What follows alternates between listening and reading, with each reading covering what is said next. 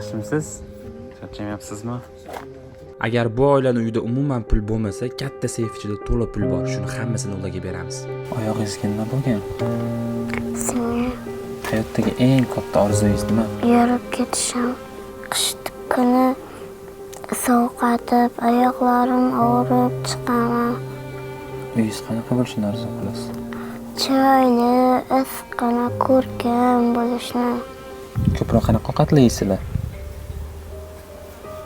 Tuxum, Tuxum. Obedda nima yedingiz? Kechquruncha.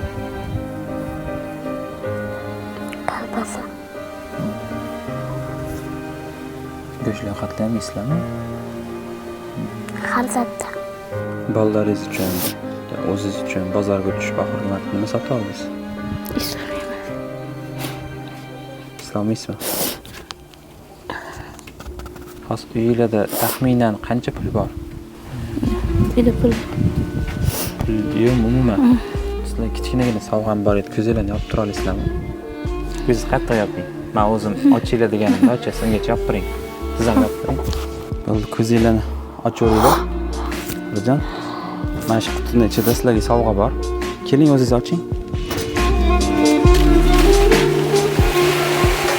Rahmat. Bu yerda 50 million pul bor, hammasi sizga.